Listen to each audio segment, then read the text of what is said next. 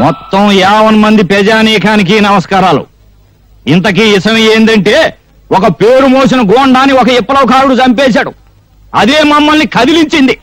ఆ గోండా వల్ల ప్రజానీకం ఎన్ని బాధపడ్డారు, ఎన్ని కష్టాలు పడ్డారో మేము స్వయంగా చూశాం.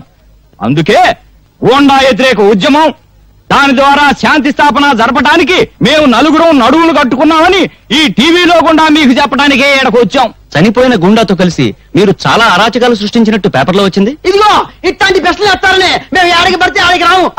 కోడిగుడ్డు మీద ఈకలు దిగుతారు బాబా ఇల్లు. ఇదిగో నిజం చెప్పాలంటే ఆ పేపర్ లో వచ్చేదంతా పచ్చి అబద్ధం. ప్రజానాయకమైన మమ్మల్ని అడ్డం పెట్టుకుని ఆ రౌడీ గారు బతికాడేమో గానీ ఆ రౌడీ గారికి మాకు ఎట్లాంటి సంబంధాలు లేవు. భూదేవి మీద ఒట్టు. నువ్వు చెప్పే సంతోషం బాబా మన ప్రజలకి.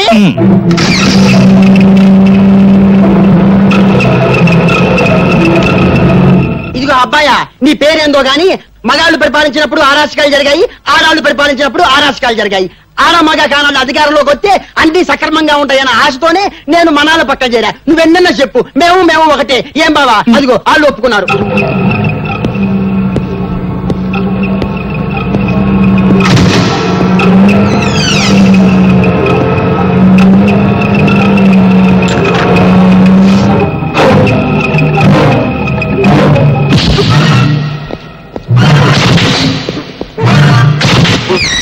ఆ రౌడీ చనిపోయిన దగ్గర నుంచి మీ వెంట పోలీసులను పెట్టుకు తిరుగుతున్నారు. ఆ విప్లవకారు మిమ్మల్ని కూడా చంపుతాడని భయమా? మాకిందయ్య భయం, బలేవడీలు పో. పోలీసులు ఉండేది మమ్మల్ని కాపాడటానికి కాదు, దేశంలో శాంతి భద్రతల్ని కాపాడటానికి. ఏది నీ పక్కనుండా? ఇదిగో తారు డబ్బాలో నల్ల పూసలు వెతకడం అంటే ఇదే అబ్బాయా. ఇదిగో సంతోషం బావా, నేను ఇందాకే చెప్పాగా కోడిగుడ్డు ఈకలు. నువ్వులే పద బావా, ప్రజాసేవ ఒక ఏలైంది. మైకు చేతిలో ఉండగానే సరే. అవును బావా కదా. ఇష్టం వచ్చిన అడిగితే మైక్ చేతిలో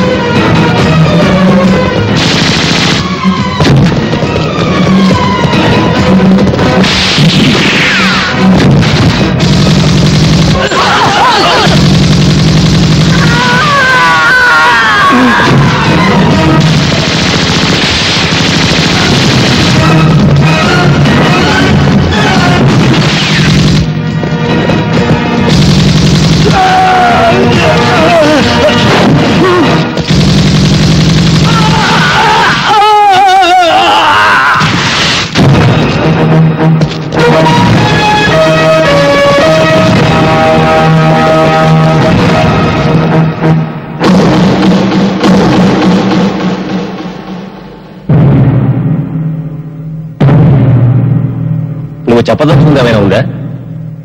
నేను చెప్పదలుచుకుంది చేసి చూపించాను. రంగరంగ వైభవంగా సర్వాంగ సుందరంగా సింగారించాల్సిన నా తల్లి భరతమాత అంగంగాన్ని అంగట్లో అమ్ముతున్న నరరూప రాక్షసుల్ని చంపాను. ఉరి తీస్తారా? త్వరగా చచ్చిపోయి ఏ తల్లి కడుపులోనూ పుట్టి త్వరగా పెరిగిపోయి మళ్లీ అటువంటి దుర్మార్గులు ఎవరైనా ఉంటే వాళ్ళను చంపేస్తాను. నాకు ఏ శిక్ష అయినా ఒకటి. ఇప్పుడే అందిన వార్త. అధికార పార్టీ మంత్రి శ్రీ సంతోషాన్ని, ప్రతిపక్ష పార్టీకి చెందిన శ్రీ ఆవులయ్యను, ప్రముఖ పారిశ్రామికవేత్త శ్రీ శ్రీపతిని గూండా కాళీని చంపిన నేరానికి భరత్ కు ఉరిశిక్ష విధిస్తూ కోర్టులో ఈ రోజు తీర్పు చెప్పారు.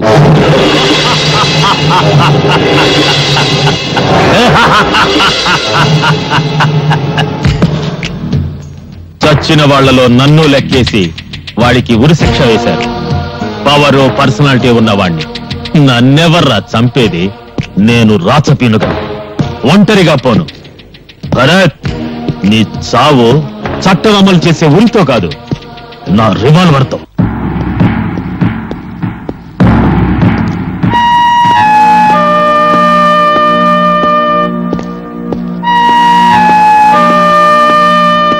భరత్, నిన్ను ఉరిదీసే తేదీ డిసైడ్ చేశారు. ఉరితాళ్లంత స్పీడ్గా టేబుల్స్ మీద ఫైల్స్ కదిలితే ఎంత బాగుండేది నా దేశం. భరత్, నీ చివరి కోరుకుంటే చెప్పు. నిజంగా తీరుస్తారా? ఇదిగో ఈ 4 గోళ్ల మధ్య చావటం నాకు ఇష్టం లేదు. ఇరుకు ఊపిరాడదు. భగత్ సింగ్ మైదానంలో ఊరి తీయండి, చూస్తారు అందరూ. కనీసం చావులోనైనా నాకు స్వాతంత్రం ఇవ్వండి. జైల్లో ఫోన్ ఉందా? ప్రెసిడెంట్ గారిని రిక్వెస్ట్ చేస్తాను. భగత్ సింగ్ మైదానం ఈ దేశంలో విప్లవం శంఖానాదం చేసిన పవిత్ర స్థలం. సార్, భరతం చుట్టానికి ఎవరు వచ్చారు? రమ్మను.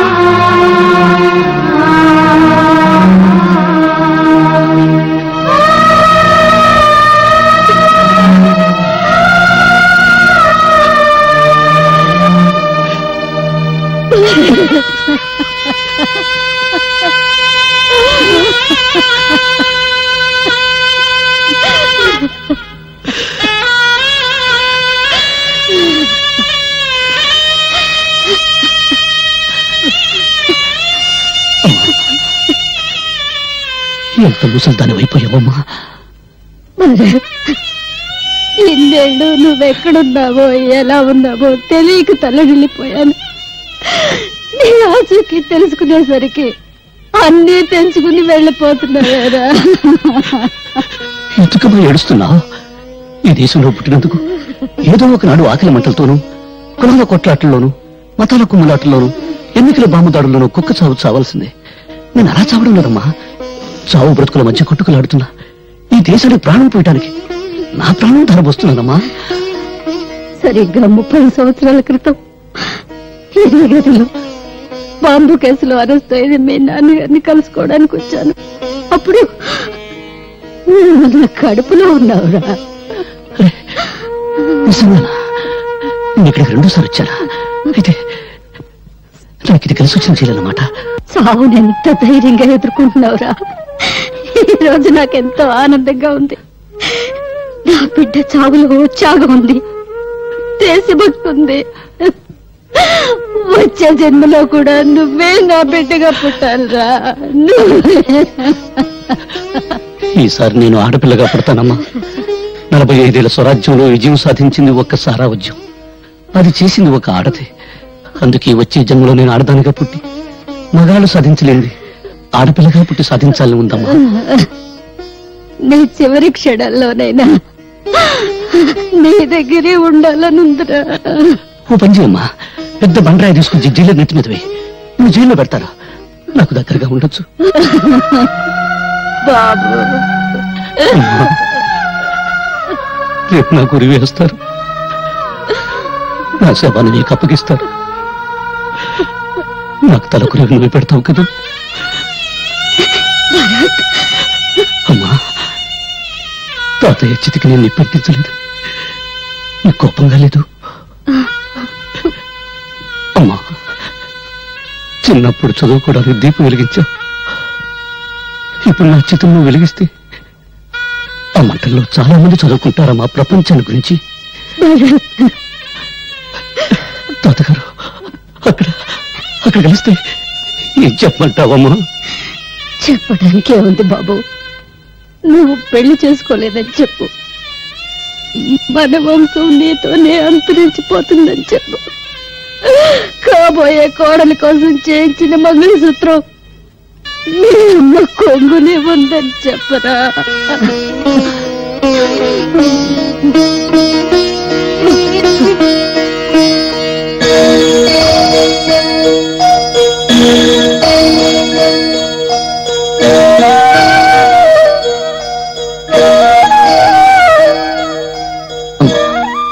ఈ అమ్మాయి పేరు స్వాతి, పేపర్ పులి.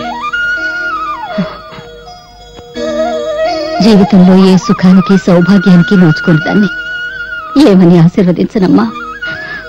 10 కాలాల పాటు పశువు కుంకాలతో చల్లగా వర్తిల్లు. వద్దులేదే, ఈ ఉరికమే అడ్డొచ్చింది. నన్ను పెంచిన తండ్రి అమ్మాయిని పెళ్లి చేసుకుని ఒకటే గొడవ చేసేవాడు. స్వాతి, మా అమ్మ తన కాబోయే కోడల కోసం ఈ తాళిబొట్టు చేయించి పెట్టుకుంది. పాపం మా అమ్మ కొరికి తీరకుండా నీకు అభ్యంతరం లేకపోతే మా అమ్మ కోడలిగా ఒక్కరోజు ఉంటావా?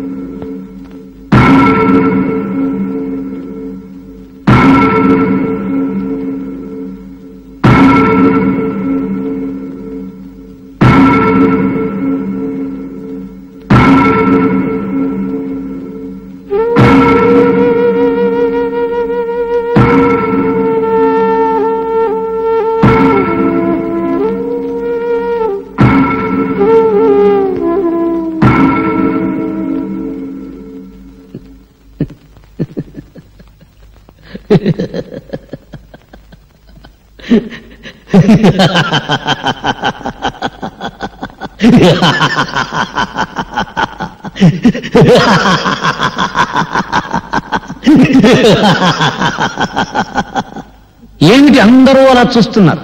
మీరు ఎలా ఉరి తీస్తారో చూద్దామని సరదాగా తమాషాగా వచ్చారా? చూడండి, బాగా చూడండి. ఇప్పుడు నాకు ముసిగేస్తారు, తాడు తగిలిస్తారు. ఈ తలారి సోదరుడు ఒకే ఒక గుంజు కసక్కును గుంజుతాడు, అంతే. నాలుగు ఇలా బయటకు వస్తుంది, కళ్ళు ఇలా పుడుచుకొస్తాయి, మెడ ఇలా వేలాడుతుంది. ఫినిష్. నేను చచ్చిన తర్వాత పాపం ఈ కుర్రాన్ని చంపడం అన్యాయం అని కొంతమంది కొనుక్కుంటారు. ఈ అన్యాయాన్ని ప్రతిఘటించాలని మరికొంతమంది పిడికిలి బిగించి ఆవేశపడతారు. న్యాయమో అన్యాయమో అంతా పైవా డిక్టేషను, మనకెందుకు లేని వేదాంతం పలుకుతూ కొంపలకెడతారు. పెళ్ళారు కూటికి పిలుస్తారు, తింటారు, నిద్రపోతారు, తెల్లారిపోతుంది. అంతేగాని వీళ్ళు ఎందుకు ఉరి తీస్తున్నారు, వీడెవరి కోసం పోరాటం చేశాడు అని మీ మనసులో పుట్టదు. అసలు మీకు మనసులుంటే కదా పుట్టడానికి. అప్పుడు మీ మనసు తెల్లవాడికి బానిస, ఇప్పుడు నల్లవాడికి బానిస. దేశభక్తి మీలో ఎప్పుడో చచ్చిపోయింది. ఒకవేళ ఉన్నా అది ఆగస్టు 15వ తారీఖున జెండా ఎగరవేసే టైంలో చటుక్కున పుడుతుంది. జనగణ మన అధినాయక జయహే అని పడగానే పుట్టుక్కున చచ్చిపోతుంది. అది అద్గది పుణ్యభూమి నాది. హోంవర్క్ చేయలేదని పిల్లాన్ని, కూర సరిగ్గా ఉండలేదని పెళ్ళాన్ని తిడతారు కానీ మాకేం చేశావని ఎప్పుడైనా ఏ మంత్రినైనా నడి రోడ్డు మీద కాళ్ళను పట్టుకుని నిలదీసి అడిగారా? ఓహో, దమ్ము లేదు. తరతరాల నుంచి మహారాజుల దగ్గర నుంచి నేటి రాజకీయ నాయకుల దాకా వాళ్ళ కళ్ళ చుట్టూ గానుగుల్లా పినుగుల్లా తిరగటం మీకు అలవాటైపోయింది. మీ జీవితంలో కొత్త సూర్యోదయం కోసమే అడవుల పాలై ఆకలి దప్పులను సహిస్తూ ప్రాణాలను సైతం త్యాగం చేస్తున్న దారి తప్పిన నాలాంటి సోదరులను చూసైనా మీ పీకు గుండెల్లో ధైర్యం పుట్టదు. అడుగడుగున ఆకలి, అవినీతి, దరిద్రం, దౌర్జన్యం, నిరుద్యోగం విలయతాండం చేస్తున్నా 47 సంవత్సరాల స్వరాజ్యంలో మనకెందుకు ఈ గతి పట్టింది? ఎందుకు మనం పందుల్లా, కుక్కల్లా, నక్కల్లా, పశువుల్లా హీరాతిహీనంగా బ్రతుకుతున్నాం అని మీ వెర్రి ముర్రి బుర్రంలో ఆలోచన పుట్టదు. అంతా విధి, కర్మ, నుదుటి రాత అని మీ అసమర్థతను మీరే కప్పించుకుంటారు. నుదులోని కప్పల్లా, ముద్దులాతి చిప్పల్లా గిరిగీసుకుని బ్రతుకుతున్నారు. చందమామ రావే, జాబిల్లి రావే అని రాని చందమామ చూపించి చిన్నప్పుడు మీ అమ్మ మిమ్మల్ని మోసం చేసింది. ప్రణాళికలు రావే, ప్రాజెక్టులు రావే, తెల్ల పంచదార కార్డుకు బంగారం రావే అని నాయకులు మిమ్మల్ని మోసం చేస్తూ పాడే పాటలు వింటారు, ముద్ద రేస్తారు. 5 సంవత్సరాలు బొటన వేలు నోట్లో పెట్టుకుని చిక్కుంటారు. ఆ తర్వాత వాళ్ళు చేసే మోసాలు, దోపిడీలు మీరు కనిపెట్టుకున్నా ఉండడం కోసం మీకు చిన్న పని పెడతారు. ఏమిటా పని? నేను హిందువుని, నేను ముసల్మాన్, నేను క్రిస్టియన్, నేను బ్రాహ్మణుని, నేను రెడ్డిని, నేను చౌదరిని, నేను కాపుని, నేను హరిజనుని, నేను ఉత్తర హిందుస్థాన్, నేను దక్షిణ హిందుస్థాన్ అని మీలో మీరు రెచ్చగొట్టుకునేలా చేస్తారు. ఎక్కడ నీ పుణ్యభూమి, ఎక్కడ నీ దేశం? 1వ క్లాసు పిల్లాడు చదువుతాడు. నన్నయ బ్రాహ్మణ కులమన పుట్టెను, గాంధీజీ గుజరాతీ కోమటి, అంబేద్కర్ హరిజనుడు.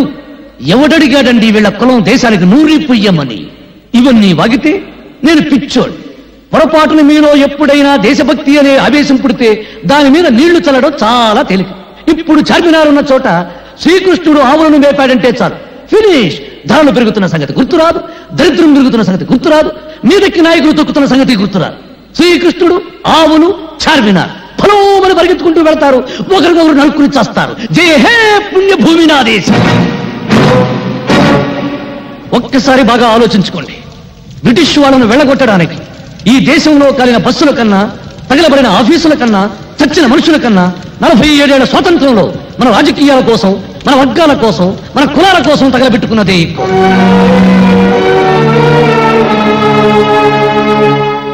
ఏమిటి అందరూ మౌనంగా నిలబడ్డారు? మీ మౌనమే మీ బ్రతుకులకు సమాధి. మీ మౌనమే మీ బిడ్డల జీవితాలకు సమాధి. మీ మౌనమే జాతి చైతన్యానికి సజీవ సమాధి. ఎవరికి లేని తొల జల వీడికెందుకు నవ్వుకుంటున్నారా? అయితే నవ్వండి, బాగా నవ్వండి, నవ్వండి. చీమల్లా దోమల్లా బతుకుతూ నలిగి నలిగి నలిగి చావండి. నాకు ఈ జీవితం వద్దు. బ్రదర్ లాగించు. నీకు భోజనం టైం అయింది, నాకు చచ్చే టైం అయింది. పాపం వీళ్ళందరూ టీవీలో తెలుగు సినిమా చూసే టైం అయింది. లాగించు బ్రదర్, లాగించు. ఆపండి. చంపబడ్డవాడు దేశద్రోహులని స్వాతి సాక్ష్యాలతో నిరూపించింది.